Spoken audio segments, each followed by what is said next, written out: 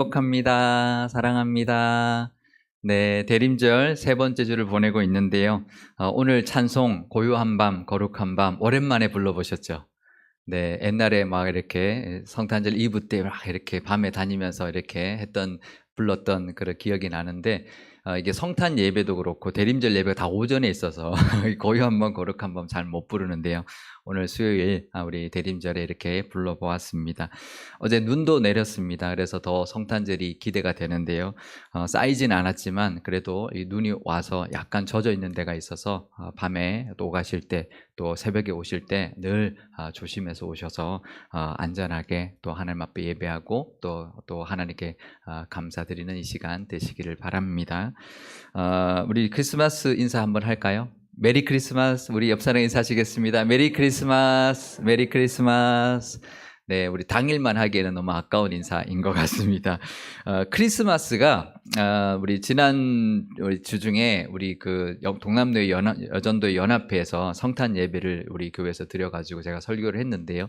하면서 제가 이제 알게 된 이제 크리스마스라는 것이 그 라틴어의 예수 그리스도를 뜻하는 크리스투스와 예배를 뜻하는 마에세가 합쳐진 크리스투스 마에세가 합쳐져서 이제 영어로 크리스마스가 된 거더라고요. 그래서 제가 이제 우리가 이게 크리스마스라는 것이 예배라는 것까지 포함되어 있는 말이다. 그래서 우리가 크리스마스 할 때는 늘 예수님이 이 땅에 오신 것을 기뻐하고 또 찬양하는 날, 예배하는 날, 그런 의미로 예수님이 그냥 태어난 날이 아니라 예배하는 날, 기뻐하고 찬송하고 경배하는 날이다라는 의미가 크리스마스 안에 들어 있습니다. 그래서 우리가 메리 크리스마스 할 때 늘 우리가 성탄절 기뻐하고 또 그 마음 속에는 하나님을 예배하고 또 하나님을 경배하는 또 찬송하는 그런 마음으로 우리 메리 크리스마스 또 인사하실 수 있기를 바라고 또 성탄절을 보낼 수 있기를 바랍니다. 우리가 예수님이라고 할 때 예수라는 이름, 예수라는 이름이 히브리어 이름의 여호수아의 이름하고 같은 의미입니다. 헬라식 이름입니다. 그래서 예수님 당시가 이제 이스라엘 백성들이 헬라의 그 지배를 받던 시기를 지나서 이 로마의 지배를 받았는데요. 그래서 이제 헬라식의 이름이 참 많이 있습니다. 그래서 여호수아라는 히브리 이름이 헬라식으로 예수라고 했기 때문에 이스라엘 사람들에게 아주 흔한 이름이었습니다. 여호수아, 우리가 잘 아는 여호수아처럼 늘 이제 주변에 예수라는 이름을 가진 사람들이 많았습니다. 그래서 예수님을 나사렛 출신의 예수다라고 해서 나사렛 예수다 이렇게 불렀던 것이죠. 예수는 그래서 여호수아라는 이름과 같은 뜻을 가지고 있는데 하나님이 구원하신다라는 뜻을 가지고 있습니다. 그 당시 이스라엘 사람들은 로마의 압제로부터 구원해 줄 메시아를 기다렸습니다. 하지만 하나님께서는 그런 세속적인 구원, 물론 그것도 필요하죠. 하지만 그런 세속적인 구원을 넘어서는 구원의 계획을 가지고 계셨습니다. 마태복음 1장 21절 말씀입니다. 아들을 낳으리니 이름을 예수라 하라. 이는 그가 자기 백성을 그들의 죄에서 구원할 자이심이라 하니라. 그러니까 요셉에게 나타난 천사가 해준 말인데요. 이제 아기가 태어날 텐데 그 아기 이름을 예수라고 해라. 그런데 그 예수는 구원할 자인데 로마로부터 구원할 자라고 하지 않고 그가 자기 백성을 그들의 죄에서 구원할 자다. 이렇게 분명히 밝혀주고 있습니다. 예수님은 우리를 이 세상의 어떤 어려움, 압제에서 구하실 뿐만 아니라 우리들의 죄에서부터 구원하시려고 죽음의 권세를 이기게 하시고 하나님과 함께 영생을 누리게 하시기 위하여 이 땅에 오신 것입니다. 그 은혜에 감사하실 수 있기를 바랍니다. 예수님이 이 땅에 오신 것, 그 당시 이스라엘 백성들은 그냥 로마에게서부터 구원해 줄 분으로 생각했지만 그게 아니라는 거죠. 죄에서부터 건져주실 분, 그래서 영생을 얻게 하실 분. 우리는 이제 그 믿음이 있죠. 하지만 우리는 또 다르게 우리의 죄를 위해서 건져주실 뿐만 아니라 또 이 땅의 모든 고통과 어려움 속에서도 건져주시기 위해서 오신 분이라는 것을 기억하면서 감사하실 수 있기를 바랍니다. 오늘 본문은 천사 가브리엘이 이제 하나님의 보내심을 받고 갈릴리 나사렛이란 동네로 갔다라고 말을 전해주고 있습니다. 이 갈릴리 지역은 예루살렘이 있는 지역, 그 당시에 이제 그 로마 시대 때 예수님 당시에는 예루살렘이 있는 지역을 유대 지역이라고 불렀고요. 그 다음에 유대 지역에서부터 쭉 올라가다 보면 사마리아 지역이 있었습니다. 그 당시에 사마리아 사람들이 살았던 사마리아 지역이 있고, 사마리아 지역을 지나서 이제 갈릴리 지역이 있었죠. 지도를 한번 제가 준비했는데 한번 보여드리겠습니다. 잘 안 보이네요. 그죠? 네, 이 사해 옆에 이제 예루살렘이 있고요. 쭉 올라가다 보면 사마리아가 있고, 사마리아를 지나서 갈릴리 바다가 있죠. 그런데요. 그런데 이 갈릴리 지역이 이제 그러니까 변방이죠. 이 유대 지역이 예루살렘 중심으로 되어 있고, 우리나라로 치면 서울이라면 쭉 올라가다가 사마리아를 지나고 그 다음에 갈릴리 지역이니까 굉장히 변방입니다. 우리나라로 치면 서울을 지나서 평양을 지나서 그 다음에 백두산 근처 함경북도까지 올라가는 이제 그런 모양의 이제 곳이라고 보시면 되겠고요. 그래서 갈릴리 지역은 굉장히 변방이죠. 이스라엘 당시 이제 그 구약의 이스라엘 당시에도 가장 경계 지역, 그러니까 우리나라로 따지면 이제 북쪽 중국과 맞대어 있는 이제 그런 곳이다라고 보면 되겠는데요.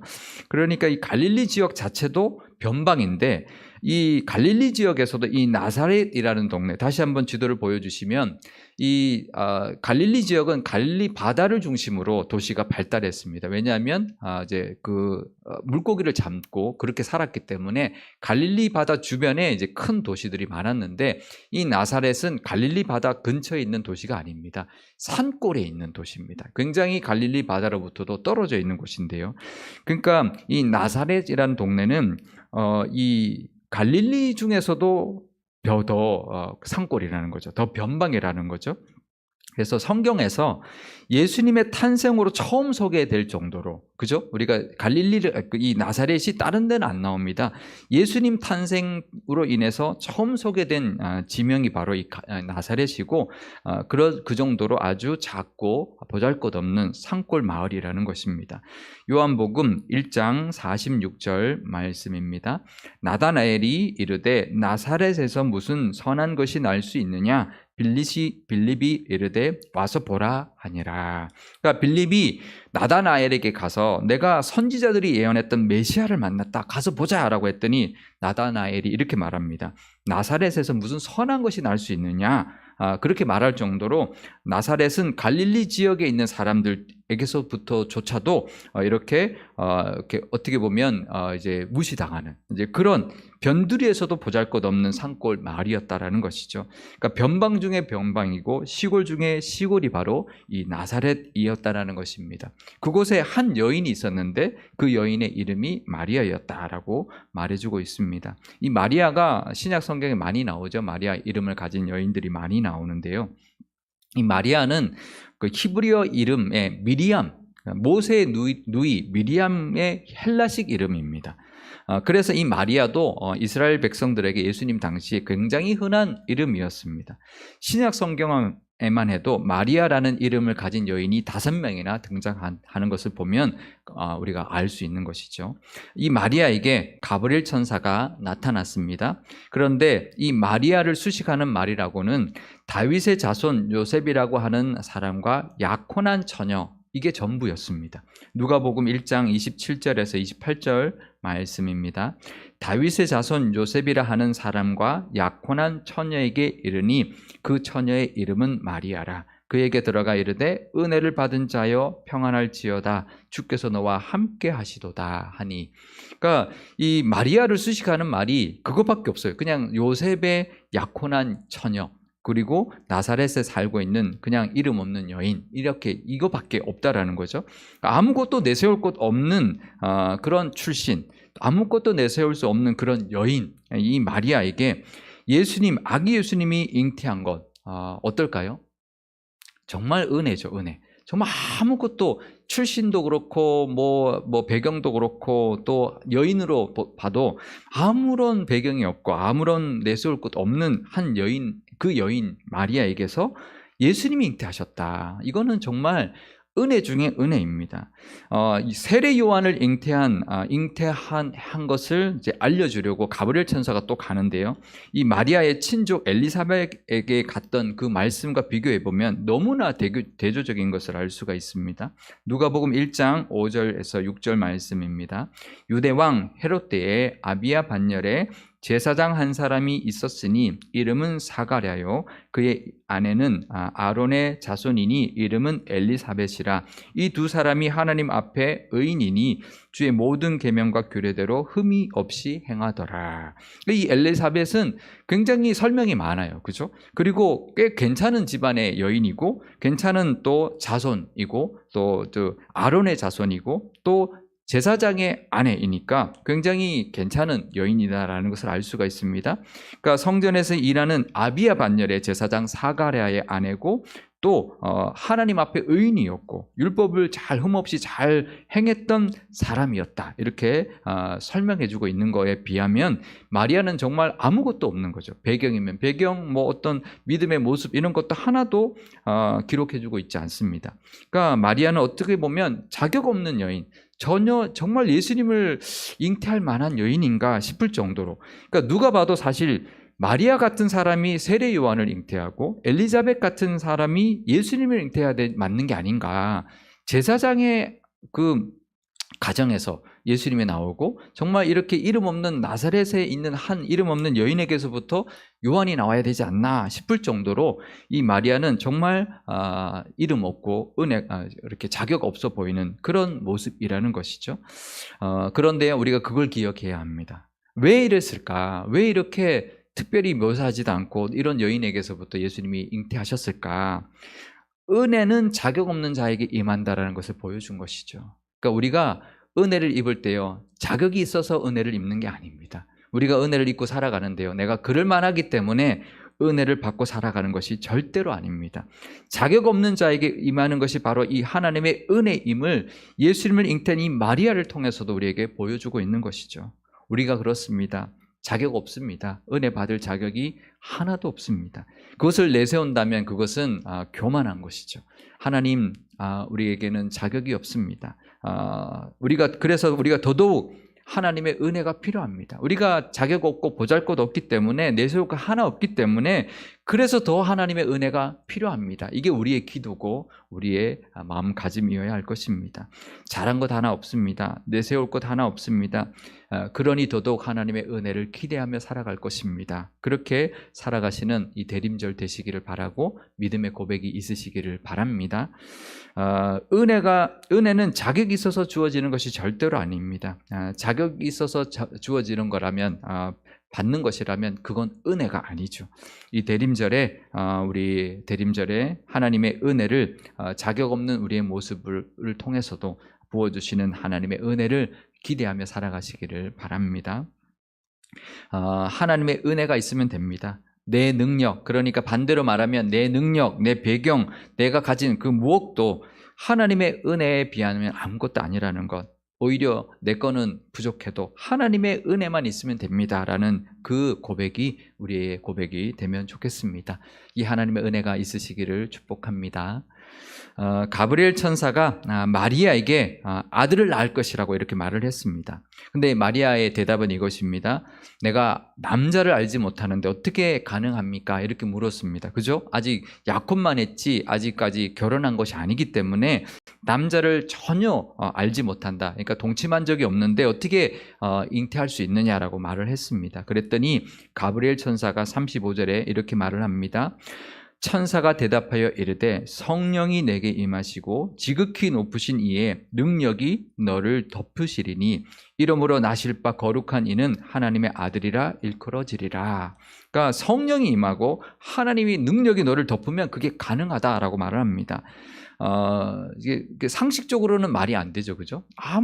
잉태할 수가 없는데 성령이 임하고 하나님의 능력이 덮으면 가능하다고 했더니 마리아가 뭐라고 하냐면 이렇게 대답을 합니다. 1장 38절 말씀입니다.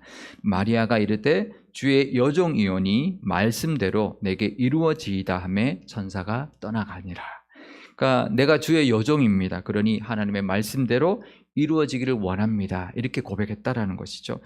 대단하지 않습니까? 이게 하나님의 능력으로 그게 가능하다라는 것도 믿는 것도 대단한 것인데요. 이게 쉽지 않죠. 어떻게 그게 가능합니까? 어떻게 그게 가능한지 믿을 수 없습니다라고 말하지 않고 그것이 이루어질 줄 믿습니다. 내가 순종하겠습니다라고 고백하는 것이죠. 이 믿음의 모습은 그 요한, 이 세례 요한의 잉태 소식을 들었던 사가랴의 반응과 비교해 보면 너무나도 다른 반응이라는 것을 알 수가 있습니다. 사가랴가 뭐라고 했냐면 내가 늙고 아내도 나이가 많은데 어떻게 그것이 가능합니까? 라고 의심하죠. 그래서 이 사가랴가 요한이 태어날 때까지 말을 못하는 그런 상황이 되어버렸습니다.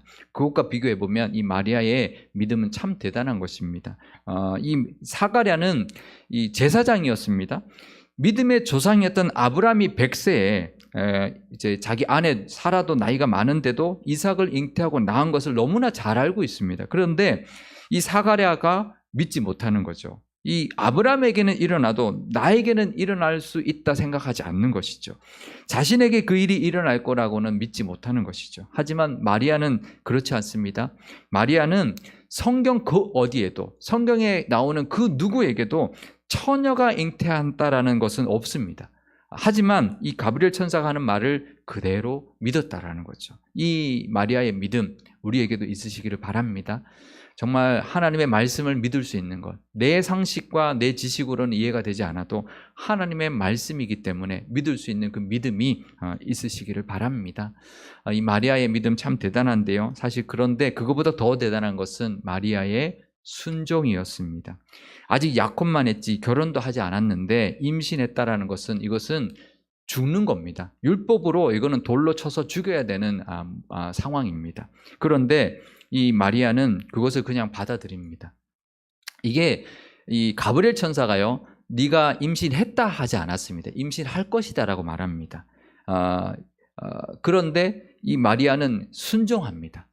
알겠습니다. 말씀대로 그대로 되기를 내가 원합니다라고 순종합니다. 이 마리아의 믿음 참 대단하죠. 그것을 믿는 것도 믿음이지만 이것을 순종하고 받아들이는 것, 어쩌면 죽을 수도 있는데 그것을 받아들인다는 것이 더 큰 믿음이고 더 큰 순종의 모습인데요.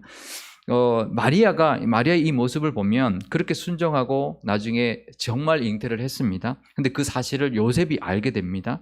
그러면 여러분 같으면, 마리아 같으면 어떻게 하셨을까요? 요셉에게 붙들고 이야기하지 않을까요? 이 천사가 와서 성령으로 잉태한다고 말했다. 그래서 내가 성령으로 잉태한 거다. 변명하지 않았을까요?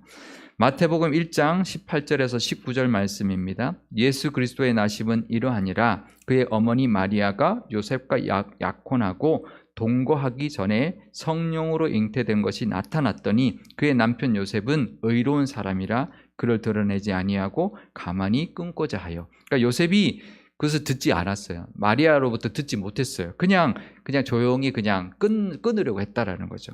그래서 가브리엘 천사가 요셉에게 나타나서 다 말을 해줍니다. 마리아가 요셉에게 말한 것이 아닙니다. 이 마리아는 그냥 파혼뿐만 아니라 내가 죽을 수 있는 것까지도 감수했던 것이죠. 정말 대단한 믿음일 뿐만 아니라 대단한 순종이라는 것을 알 수가 있습니다.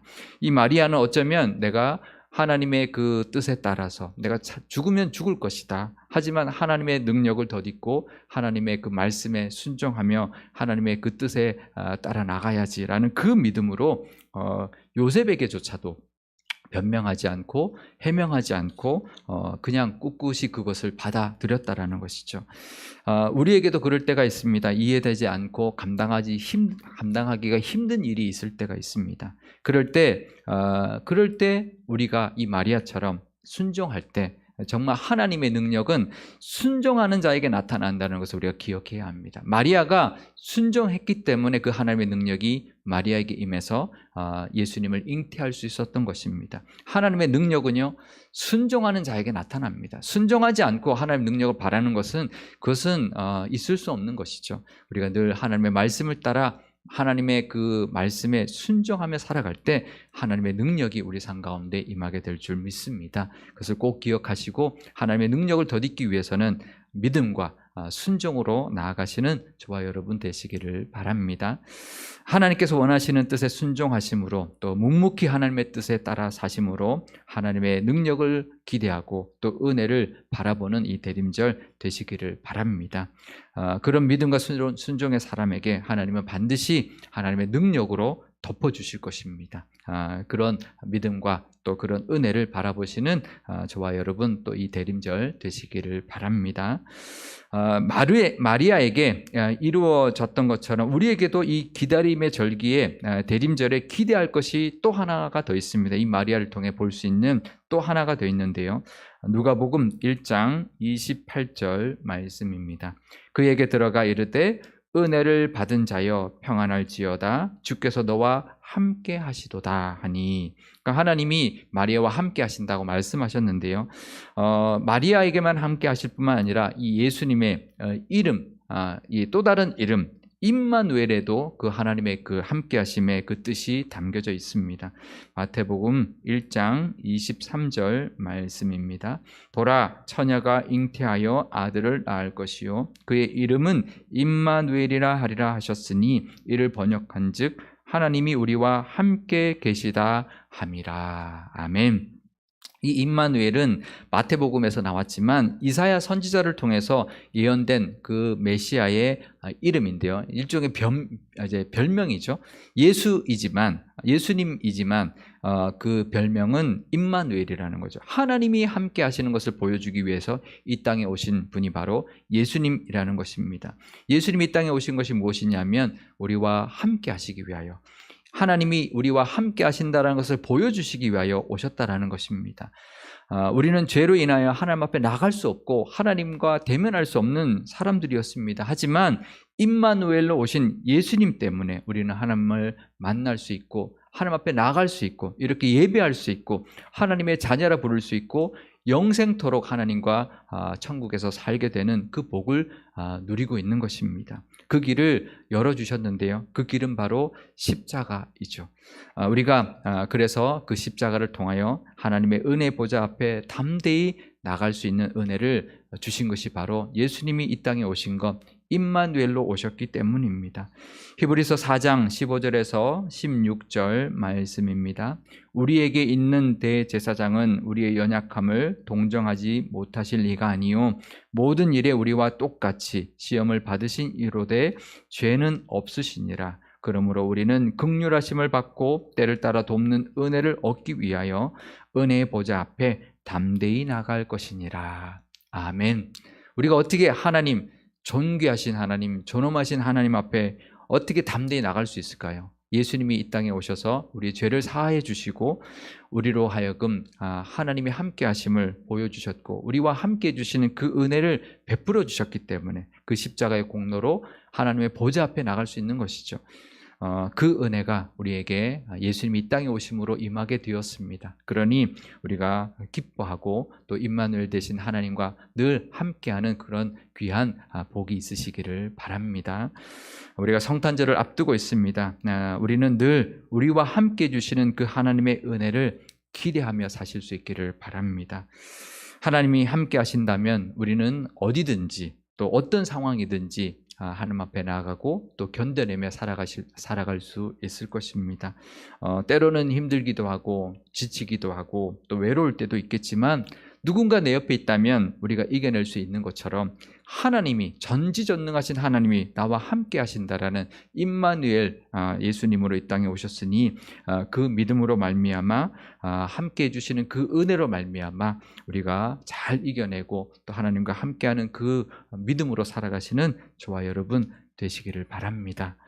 마태복음 1장에 임마누엘로 오신 예수님을 보여주셨는데요. 마태복음 마지막 장은 뭐라고 말씀하셨을까요? 이렇게 말씀하셨습니다. 마태복음 28장 20절 말씀입니다. 내가 너희에게 분부한 모든 것을 가르쳐 지키게 하라. 볼지어다 내가 세상 끝날까지 너희와 항상 함께 있으리라 하시니라. 아멘. 그러니까 예수님이 이 땅에 오신 것 처음 마태복음 처음에 임마누엘로 오셨다. 하나님이 우리와 함께 하시는 것을 보여주고 또 함께 하시기 위하여 이 땅에 오셨는데 마태복음의 마지막 장 마지막 절은 내가 천국으로 하늘로 올라가도 세상 끝날까지 너희와 함께 할 것이다 라고 말씀해 주셨다라는 것입니다. 이 대림절, 우리 기다림의 절기에 늘 우리와 함께 해주시는 하나님을 기대하면서 하나님과 동행하는 행복하고 복된 그런 대림절과 성탄절을 보내실 수 있기를 바랍니다. 그 복이 우리에게 있습니다. 함께 해주시는 하나님의 은혜, 전지전능하신 하나님이 우리와 함께 하신다라는 임마누엘로 이 땅에 오신 예수님을 우리가 감사하고 기뻐하며 보내시는 대림절이 되시기를 바랍니다. 우리 마지막으로 누가복음 1장 46절에서 48절 말씀 우리 함께 한 목소리로 한번 읽어보도록 하겠습니다. 마리아가 이르되 내 영혼이 주를 찬양하며 내 마음이 하나님 내 구주를 기뻐하였음은 그의 여종의 비천함을 돌보셨음이라. 보라 이제 후로는 만세의 나를 복이 있다 일컬으리로다. 아멘. 마리아가 예수님을 잉태한 것을 알고는 기뻐하면서 찬양하는 이 찬양의 고백을 올려드렸습니다. 우리가 이 땅에 오신 예수님을 우리 기뻐하면서 이 마리아처럼 찬양하며 보내시는 대림절, 우리 성탄절이 되시기를, 그래서 이 크리스마스처럼 예수님이 이 땅에 오심을 늘 예배하는 마음으로 보내시는 성탄절이 되시기를 주님의 이름으로 축원드립니다. 우리 기도할 때, 오늘 기도할 때 이렇게 우리 기도 한번 같이 기도하면 좋겠습니다. 먼저 이 땅에 오신 예수님을 기뻐하고 영광 돌리는 우리의 삶, 우리의 모습이 되게 달라고, 우리를 죄에서부터 구원하시려고 이 땅에 오신 그 은혜에 감사하고, 보좌를 버리시고 이 땅에 오신 우리를 건지시기 위하여 십자가를 지신 그 은혜에 감사드리는 기도를 드리면 좋겠고요. 또 우리로 하여금 그 은혜로 말미암아 하나님의 보좌 앞에 담대히 나아갈 수 있는 그런 자녀의 권세, 십자가의 은혜를 부어주셨으니 감사드리는 기도를 드리면 좋겠습니다. 또 늘 우리와 함께 해주시기 위하여 임마누엘로 오신 예수님께 감사드리고 늘 하나님과 동행하는 우리의 복을 누리게 해달라고 기도하면 좋겠습니다.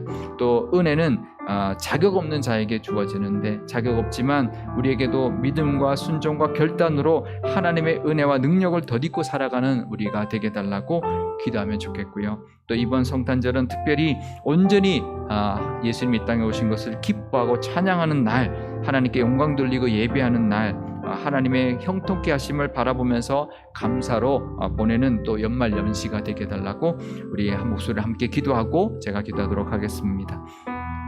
아버지 하나님 감사합니다. 이 땅에 오신 예수님으로 말미암아 하나님 우리가 구원을 얻었습니다. 하나님 우리를 죄에서부터 구원하시기 위하여 이 땅에 오셨다 말씀하고 있습니다. 하나님 그 구원의 기쁨을 하나님 늘 기억하면서 이 성탄절 대림절에 하나님을 찬양하고 예수님을 기뻐할 수 있는 저희들 되게 하여 주옵소서. 우리 그 예수님이 이 땅에 오심으로 말미암아 임마누엘 되어 주셔서 담대히 우리가 하나님 앞에 나아갈 수 있게 되었고, 하늘 보좌 앞에 나가 모든 것을 아뢰 수 있는 자녀의 권세를 누리고 있습니다. 그것은 십자가의 그 공로 때문이라는 것을 늘 기억하게 하여 주셔서 하나님이 이 땅에 오신 것뿐만 아니라 십자가를 지심으로 말미암아 우리의 죄를 다 해결해 주셨으니, 대속해 주셨으니 그 은혜에 감사하고 영광 돌리는 이 성탄절이 되게 하여 주옵소서. 또 늘 우리와 함께 해주시는 그 은혜, 임마누엘의 은혜를 붙들고 하나님 살아가게 하여 주옵소서. 우리도 보잘것없습니다. 자격 없습니다. 이 마리아 같은 존재입니다. 하지만 하나님 은혜는 자격 없는 자에게 주어지는 것이라는 것을 늘 기억하면서 자격 없지만 하나님의 은혜를 바라보게 하여 주시고, 그래서 그 믿음과 이 마리아의 믿음과 순종과 결단을 통하여 하나님의 능력까지 더듬으며 살아가게 하여 주옵소서. 하나님 그럴 때 하나님 우리를 통하여 하나님이 나타내고자 하시는 그 하나님의 은혜가 있을 줄 압니다. 이 세상에 보여주고자 하는 하나님의 능력이 있을 줄 압니다. 그것을 하나님 이루어드리며 살아가게 하여 주옵소서. 이번 성탄절은 온전히 기뻐하고 하나님을 예배하는 그런 날 되게 하여 주시며, 우리가 또 연말 연시를 보내면서 하나님의 형통케 하심과 우리와 함께 하심으로 말미암아 부어주시는 모든 복이 하나님 우리의 삶 가운데, 우리 교회 가운데, 우리 가정 가운데 하는 모든 일 가운데 늘 충만케 허락하여 주옵소서. 아버지 하나님 감사합니다. 대림절을 보내고 있습니다. 예수님이 이 땅에 오신 날 성탄절을 기다리는 이 대림절 가운데 아버지 하나님, 이 땅에 오신 예수님을 늘 기뻐하며 영광 돌리는 우리의 마음 있게 하여 주옵소서. 늘 해마다 돌아오는 그런 대림절이 아니라 예수님이 이 땅에 오지 않으셨다면 하나님, 우리는 죄에서부터 건짐받지 못하고 구원받지 못해서 영원한 하나님 불 가운데 살아야 하지만 하나님, 예수님이 이 땅에 오심으로 말미암아 죄로부터 우리를 구원해 주시고 십자가로 인하여 우리의 죄를 다 대속하여 주셨으니 우리가 하나님의 자녀가 되었고 하나님의 앞에 담대히 나갈 수 있는 그런 우리의 하나님의 자녀가 되게 해주셨으니 너무나 감사드립니다. 늘 우리와 함께 해주시는 임마누엘로 이 땅에 오셔서 하나님이 우리와 함께 하심을 보여주셨고 또 하나님이 함께 해주시는 그런 은혜를 우리가 누리게 되었사오니 그것을 기뻐하고 감사 찬양하는 그런 대림절과 성탄절 되게 하여 주옵소서. 우리는 그 은혜를 받을 자격이 없습니다. 이 마리아처럼 정말 내가 살고 있는 곳, 내가 나의 모습, 하나님 하나도 하나님 앞에 내세울 것 없는 자격 없는 존재이지만 하나님 그 자격 없는 우리에게 부어주신 그 은혜로 말미암아 하나님 구원의 은혜를 받았으니 하나님 우리도 믿음과 이 마리아 같은 믿음과 마리아 같은 순종과 결단으로 하나님의 능력도 덧입고 살아가게 하여 주옵소서. 순종하고 그 믿음으로 나갈 때 하나님의 능력이 마리아에게 임했던 것처럼 우리 삶 가운데도 순종하고 나아갈 때 하나님의 능력이 우리 삶 가운데 임하게 될 줄 믿습니다. 그 은혜를 누리고 살아가게 하여 주옵소서. 이번 성탄절은 온전히 하나님 예수님이 이 땅에 오신 것을 기뻐하고 찬양하는 날 되게 하여 주실 뿐만 아니라 이 연말연시에 정말 하나님의 은혜에 감사하고 또 하나님이 이끌어가 주실 또 형통케 해주실 또 그 은혜를 바라보며 또 감사하며 또 기뻐하며 보내는 연말연시가 다 되게 하여 주옵소서. 감사드리며 예수님의 이름으로 기도드리옵나이다. 아멘. 찬송가 123장